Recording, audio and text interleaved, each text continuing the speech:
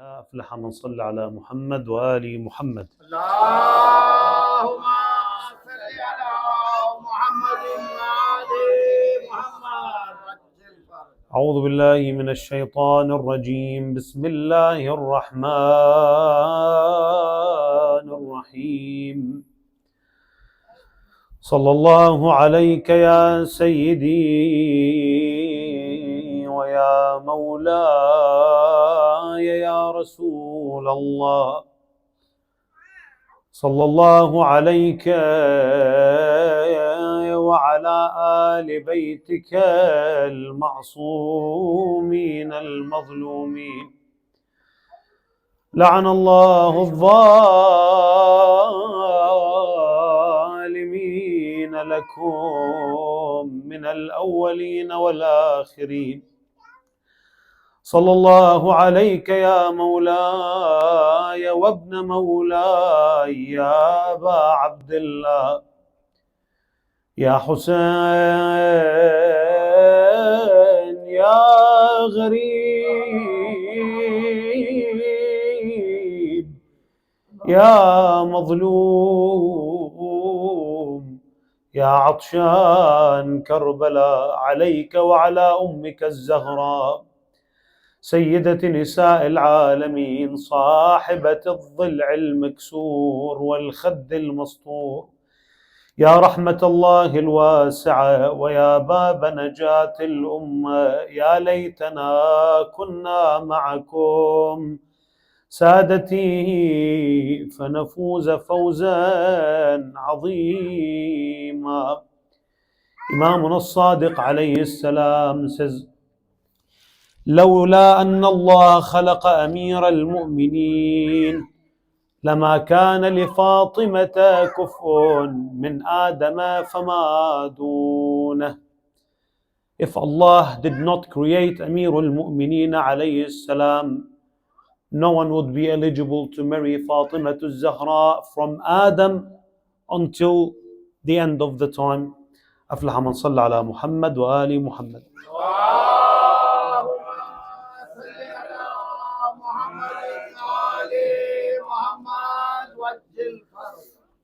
Throughout time, throughout the life of Ahlul Bayt salawatullahi wa salamuhu alayhim, we noticed that they suffered from the lack of support, the lack of people who supported them, and they struggled with people who pretended and claimed that they support Ahlul Bayt salawatullahi wa salamu alayhim, but when the time came and they needed them, they showed weakness. For example, Rasulullah sallallahu alayhi wa alihi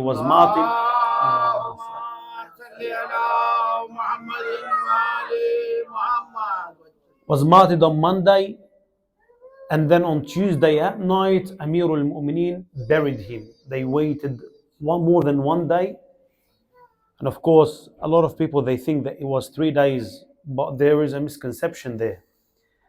So Tuesday at night, Amir al-Mu'mineen buried Rasulullah sallallahu alayhi wa alihi. They waited 1 day to give the chance for the people to attend the funeral. No one came. And Tuesday and Wednesday, 40 people, they started to discuss amongst them, why did we pledge allegiance to those who usurped the Khilafah and we didn't pledge allegiance to Amir al-Mu'mineen? So they collected each other and they went to the house of Amir al-Mu'mineen. They knocked at the door. They said to him, we want to pledge allegiance to you. He said, why? He said, because we heard Rasulullah sallallahu alayhi wa saying, Man kuntu mawla fa'aliyum mawla. Then he said, then come to me tomorrow after Salatul Fajr, shaving your heads. And then the next day, only 3 people came, Ammar and Al-Miqdad and Abu Dhar. Abu Dhar and Al-Miqdad and Salman, and Ammar came late. And then Amir al-Mu'mineen said, look, only 4 of you would show up, leave me alone and do not come back.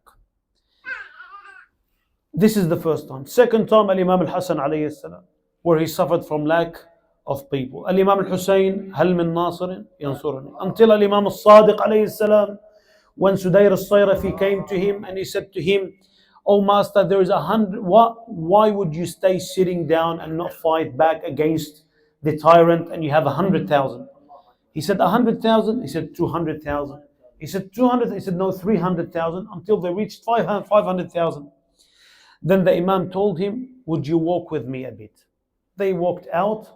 They walked until they reached a river. Imam Sadiq wanted to perform wudu. There was sheep around. And then he said to him, Ya Sudayr, if I had supporters the same amount as this sheep, I would stand up. I would do revolution against the tyrant. Sudayr says, I counted the sheep, it was 17. So here, what was the issue with the supporters of Ahlul Bayt? Was it the quantity? And Medina was full of Muslims. 10,000 at least, the narration mentions that the Muslims were present during the attack on the house of Fatima al-Zahra. Was it the strength, and Rasulullah sallallahu alayhi wa alihi, with the strength of Amirul Mu'mineen, elevated the status of Islam and the Muslim nation through Amirul Mu'mineen, and they were strong. They had the sword. They had the numbers. Is that what they were looking for? No. They were looking for quality. What these people lacked, what these people didn't have, is ma'rifah in Ahlul Bayt. Is knowing the value of Ahlul Bayt. In this narration that I started with, if Allah did not create Amirul Mu'mineen, there would never be someone that is eligible to marry Fatima al-Zahra alayhi salam since Adam until the day of judgment. What does that mean? There is two understandings of this hadith. Two main understandings of this hadith. Through this hadith, we will understand the value of Fatima salawatullahi wa sallam.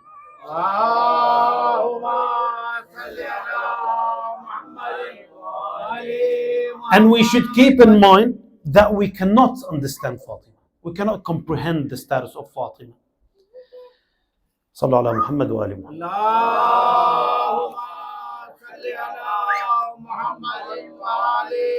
And the evidence that no one can understand Fatima except for Ahlul Bayt themselves is that on the day of judgment, when Allah subhanahu wa ta'ala tells Fatima, the first person who enters heaven is Fatima alayhi salam, and then she would stand up on the door of heaven, and then she would say, Oh Allah, I want my value to be known on this day.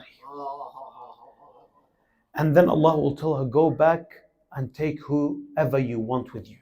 And Fatima will go back and she will pick her Shia, like how the bird picks up the good seed from the bad seed.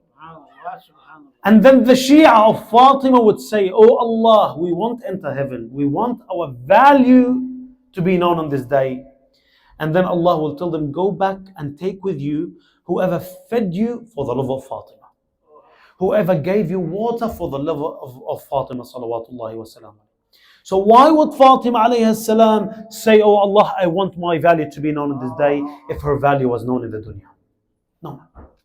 So it is important for us to comprehend a bit of the status of Fatima al-Zahra, so we can really count to 10 before we compare anyone to Fatima al-Zahra, before we compare the tragedies to the tragedy of Fatima al-Zahra salawatullahi wa salamuhu alayha.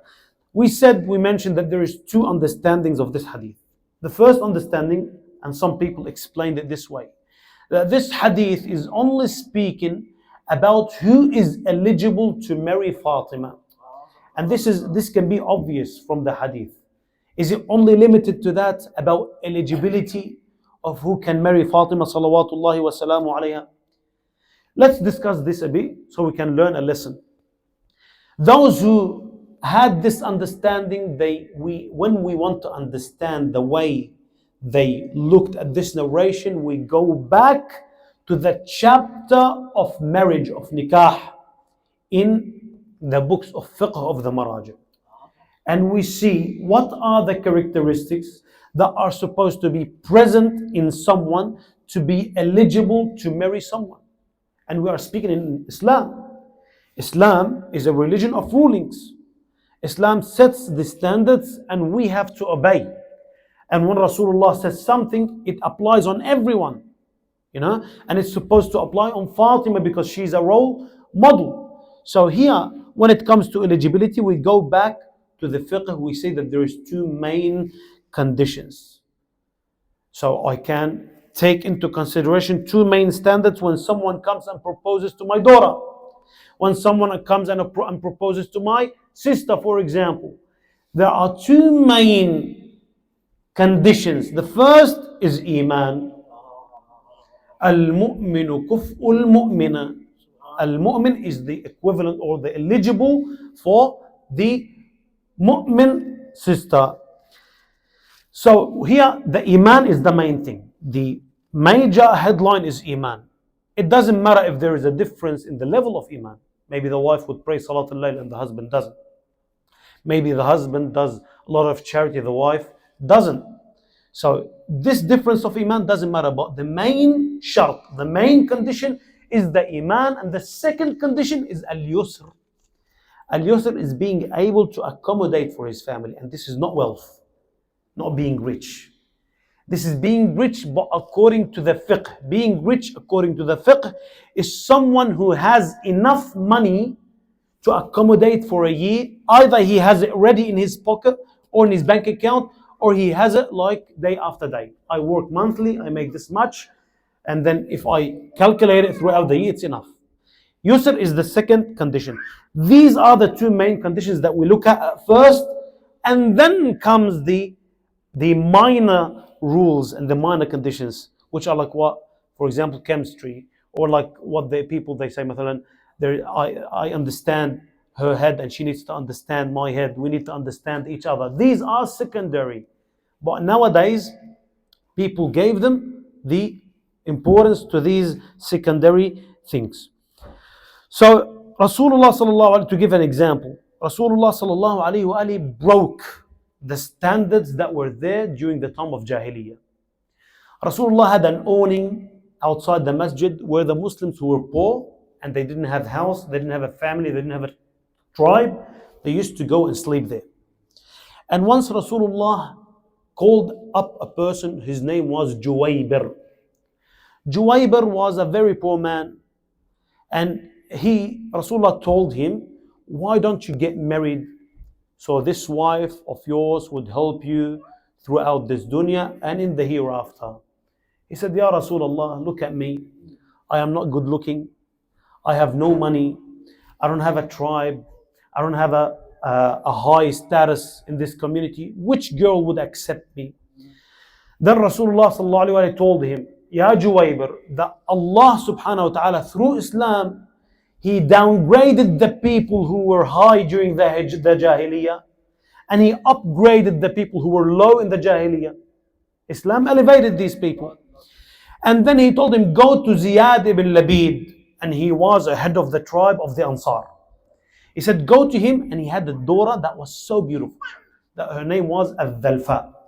He said to him, go to Ziyad and tell him that Rasulullah sent me to you, and he's telling you to marry,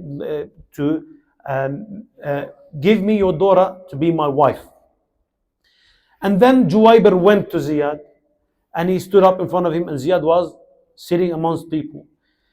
He said to him, I am Rasulullah ilayk.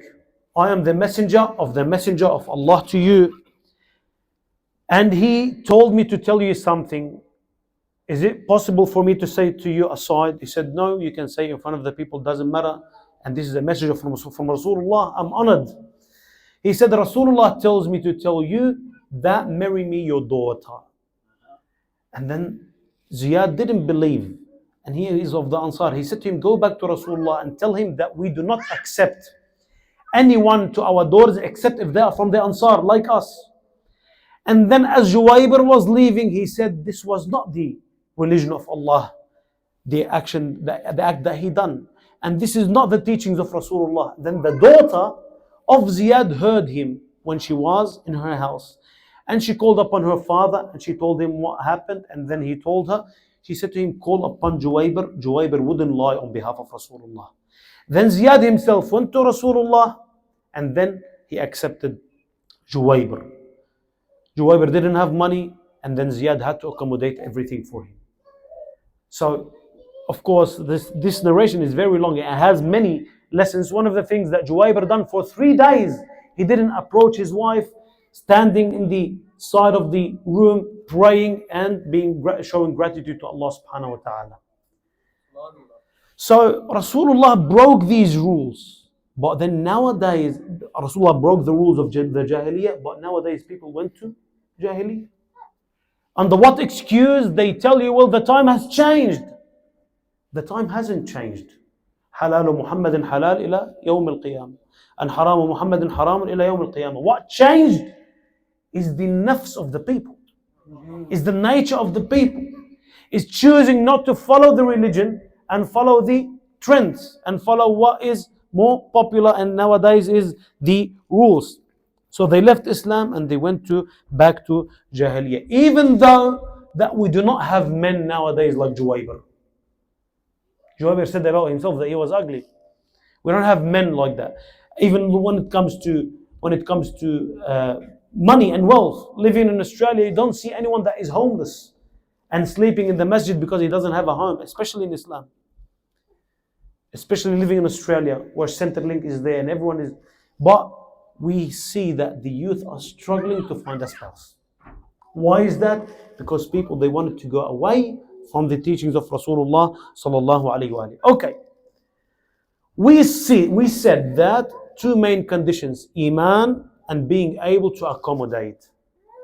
These two conditions were not provided in Adam and the prophets after that. You know, if someone would be eligible for Fatima, there is definitely a lot of people who had these two main conditions, Iman and Yusr. And then we realize that with certain individuals, certain rulings can be broken. With Rasulullah, all of the Muslimin had the same ruling that will be applied upon them. They cannot marry more than 4. Except for Rasulullah, he can marry more than 4. All the Muslimin had one ruling. The eligibility is with Iman and Yusr. Fatima al-Zahra was exempt from this condition. The only Ali ibn Abi Talib salawatullahi wa salam alayhi would be the person who's eligible to marry Fatima. Sallu ala Muhammad wa ali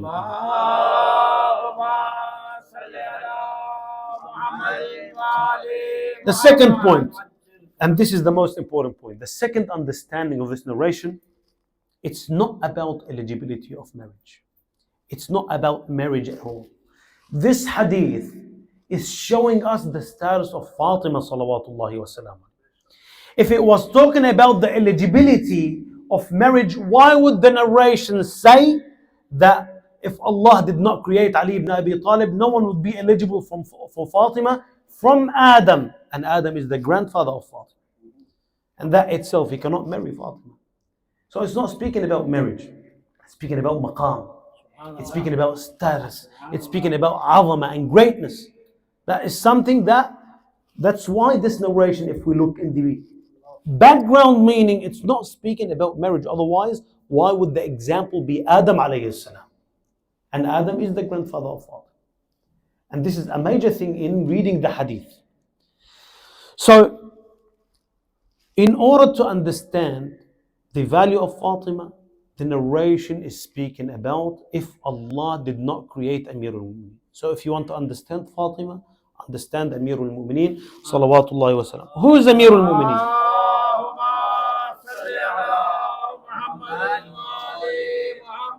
Who is Amirul Mu'mineen? In Ghazwat Tabuk, the year 9th of Al-Hijrah, Rasulullah left and he left behind Amirul Mu'mineen salawatullahi wa salam. And everyone who had hatred towards Amirul Mu'mineen started to say something about Ali. Some said that Rasulullah, he's bored of Amirul Mu'mineen and he can't stand him anymore, so he left him behind. Some other people said that Amirul Mu'mineen wanted to sit with women and did not come to war. And some people said that Amirul Mu'mineen became weak and he doesn't want to fight anymore. And then Amirul Mu'mineen heard the people saying that. He started to cry and he came to Rasulullah. He said, Ya Rasulullah, they're saying such and such about me. Then Rasulullah sallallahu alayhi wa alayhi said, Ya Ali, ama tarda an takuna minni bimanzilati Haruna min Musa. Ya Ali, wouldn't you accept for you to be, according to me, or in comparison to me, like Harun to Musa alayhi salam? Musa left and he left Harun back. And this expression by itself explains a lot about Amir al-Mu'minin. We'll go back to Quran. Who's Harun to Musa? اجعل لي وزيرا من أهلي. The wazir, the representative. هارون أخي, the brother. هارون أخي أشرك وأشدد به أزري. He is my azr, he is my support, he is the straps of my back. أشركه في أمري. شريك. What does that mean? A sharik. It means every responsibility that Rasulullah sallallahu alayhi wa alihi had, Amirul Mu'mineen had. Why? Because Allah responded to the dua of Musa, and then what did He tell Musa and Harun together? He said to them, اذهبا, both of you go إلى فرعون إنه طغى وقولا, both of you say to him. So the same message, the same risala, the same responsibility that Allah gave to Musa, gave to Harun, same thing when it comes to Amir al-Mu'mineen and Rasulullah. That's why the same way when Allah spoke to Musa, He included Harun in the speech. We see that Amir al-Mu'mineen follows Rasulullah in the Quran. إنما أنت منذر رسول الله ولكل قوم هاد. علي بن أبي طالب. أفمن كان على بينة من ربه رسول الله ويتلوه شاهد منه علي بن أبي طالب. This is in the tafsir. Rasulullah, when he says like إنما أنت منذر, that you are nothing but a warner, someone who warns. And then Rasulullah said, he put his hand on his chest, and then he put his hand on the chest of Amir al-Mu'mineen. He said وَلِكُلِّ قَوْمٍ هَادٍ, and for every nation there is a guidance. Ali ibn Abi Talib. وَأَنفُسَنَا وَأَنفُسَكُمْ. When Rasulullah in Mubahala, then Amir al-Mu'mineen follows. إنما وليكم الله ورسوله والذين آمنوا. Ali ibn Abi Talib salawatullahi wa salamuhu alayhi. That's why the best of the creation of Allah tabaraka wa ta'ala, with no doubt, after Rasulullah, number 2 is Ali ibn Abi Talib salawatullahi wa salamuhu alayhi. Even Ali ibn Abi Talib is better than the prophets, including Ulul Azm, including Ibrahim and Musa and Isa and Adam. Ulul Azm, all of them. Amir al-Mu'mineen is better than them. Tali tilwan nabi. Some people would object and they would say, but Harun was a prophet, Ali was not a prophet. And then we will answer this later. Okay, through this, how do we understand the value of Fatima al-Zahra alayhi salam? We mentioned in the narration that if Allah did not create Amir al-Mu'mineen, no one would be eligible to marry Fatima salawatullahi wa salamuhu alayhi. What does that mean? It means that with everything that we just spoke about of the status and the value and the greatness of Amir al-Mu'mineen salawatullahi wa salamuhu alayhi, the only kufr is Fatima. It means Fatima is exactly like Ali. And if it wasn't for the evidence in the narration that mentions that Ali is better than Fatima, we would say that Fatima is exactly like Ali. Just because the evidence says that Ali is better than Fatima salawatullahi wa salamuhu alayha. And then which makes her number 3, better than all the prophets and better than all the imams after her. That's why Al-Imam al-Hussein, in the night of Ashura, when he spoke to Zainab, he said to her, Mata Rasulullah wa huwa khayrun min. Rasulullah died and he was better than me. Amir al-Mu'mineen died and he was better than me. And my mother Fatima died and she was better than me. Salman al-Farisi was in the presence of Rasulullah and Al-Hasan al-Hussein were sitting. He said to him, Ya Rasulullah, who is the greatest of the creation of Allah? Not of the people in our time. Or the creation. He said, Jaddu Hadain, the grandfather of these two. And then he said, who's after them? Who's after him? He said, Abu Hadain, the father of these two.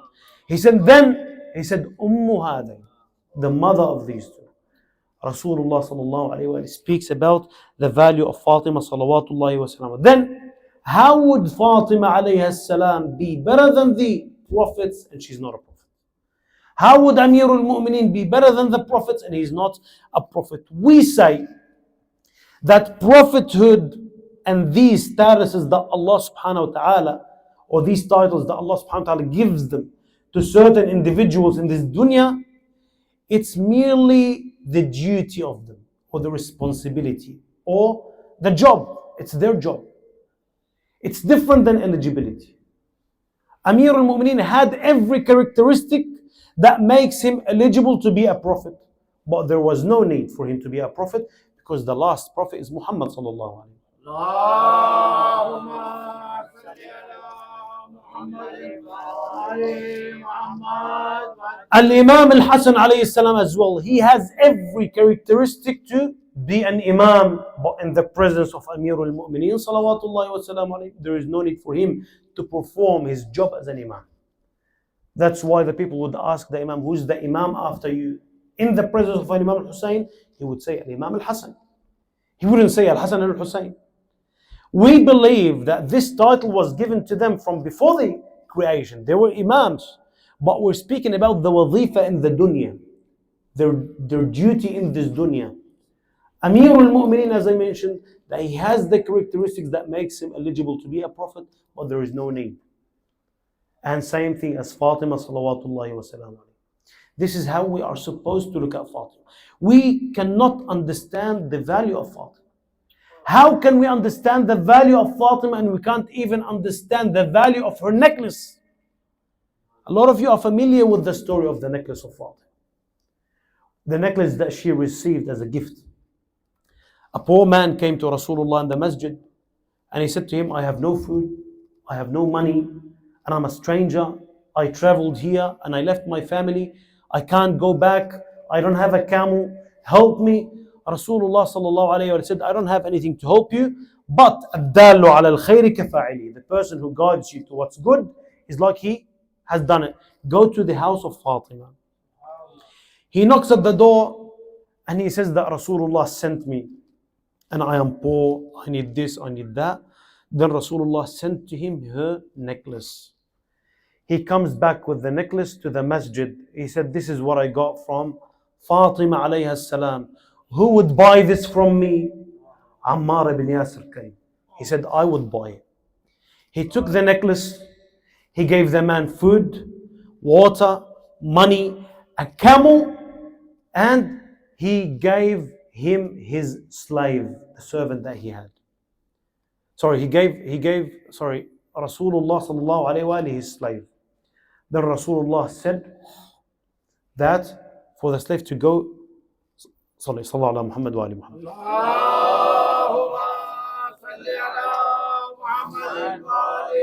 Ammar ibn Yasir paid this to the man. He gave him a camel to go back to his home country, gave him money, gave him food, and then he gifted back the necklace and his slave to Rasulullah sallallahu alayhi wa. He said, this is because it's for Fatima.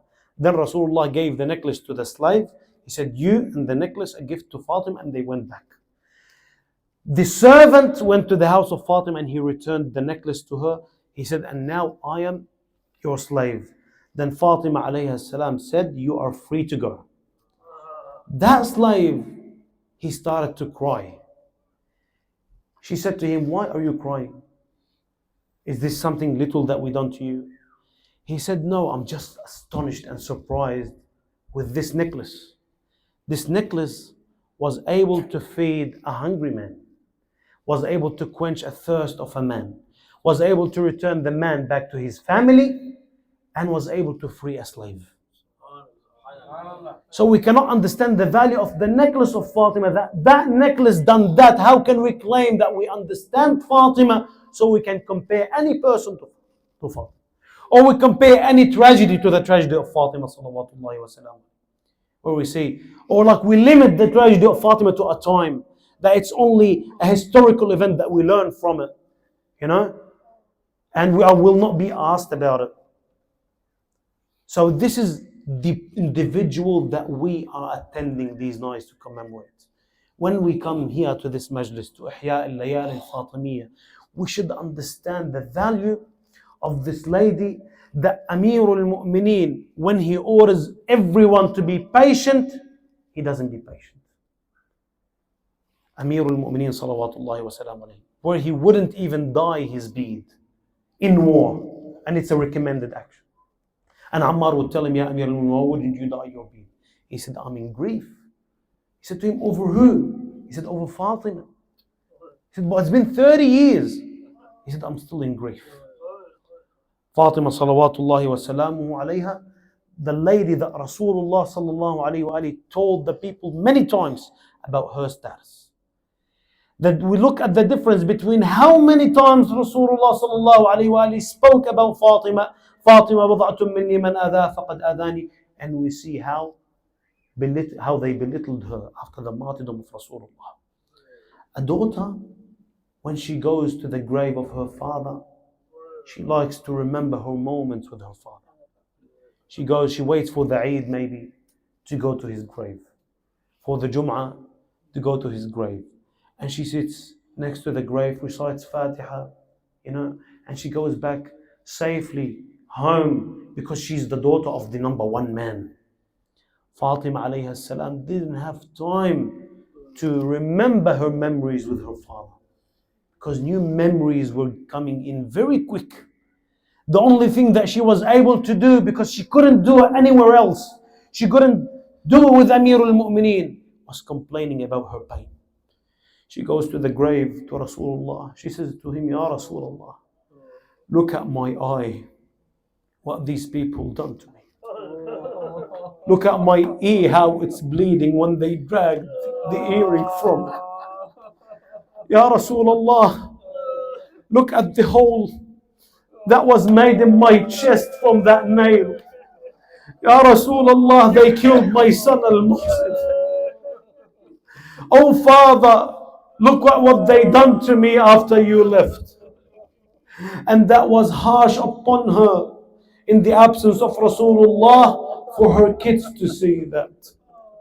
For Zainab alayha salam at the age of 2 or 3 to see that. Zainab alayha salam, one of the greatest tragedies that fell upon her heart during the time of the attack on the house of Fatima al-Zahra is when Amir al-Mu'mineen put Fatima alayha salam on the mortuary and he was washing her body. Zainab alayhi salam and Al-Hassan and Al-Hussein were waiting outside behind the door. Zainab alayhi salam, when they were waiting, she heard Amir al-Mu'mineen saying,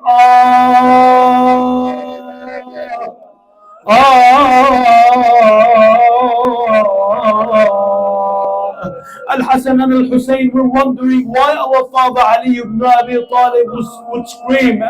Zainab alayhi salam said to them, I know why my father screamed. Oh Hassan, oh Hussein, didn't you see our door? Our door is made from heavy wood. Oh Hassan, oh Hussein, did you see when that door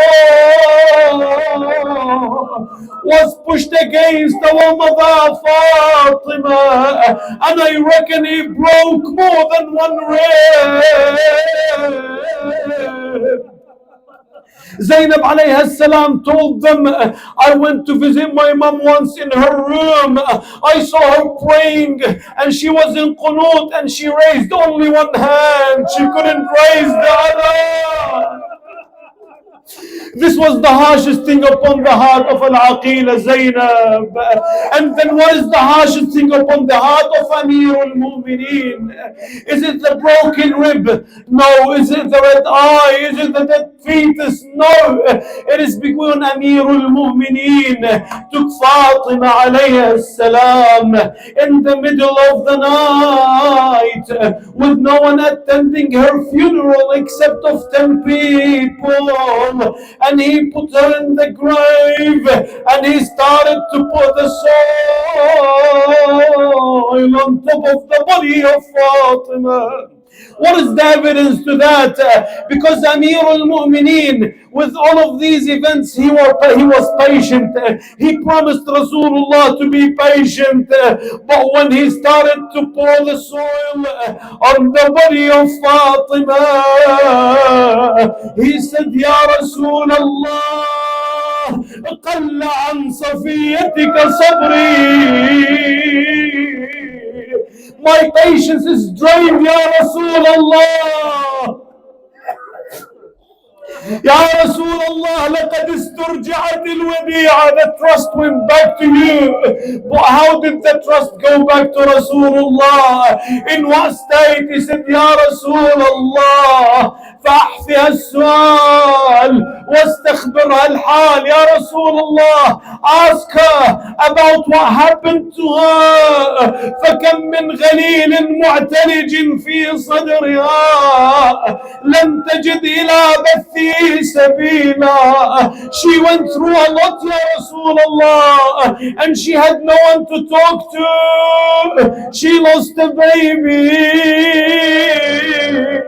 They slapped her across the eye. They pushed her on the ground. They pulled her earring. They broke her rib. They cut the tree that she used for the shadow. Then Amir al-Mu'mineen and Fatima was on the mortuary. He said, Hassan, Hussein, Zainab, come and bid farewell to Fatima. Zainab came, and Al-Hassan and Al-Hussein, they threw themselves upon the body of Fatima and they started to cry. Amir al-Mu'mineen said, I heard her mourning, and she took her hands out of the kafan and she hugged Al-Hassan and Al-Hussein. Fatima al-Zahra alayha salam was willing to break the natural causes. Even when she was dying, when she died, she hugged Al-Hassan and Al-Hussein just because they were crying. I would say, Ya Fatima, what would you do if you see your son Al-Hassan spitting his liver into the plate? What would you do when you see your son Hussein? Hussein,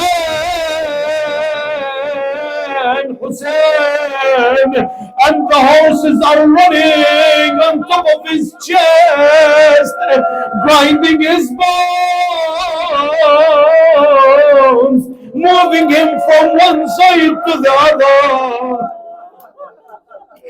until the clothes of Imam al-Hussein were torn and they reached the tent of Al-Aqila Zainab.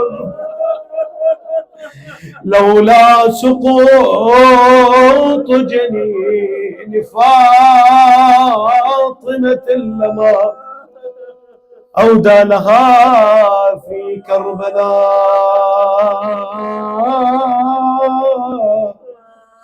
جنين. يا الله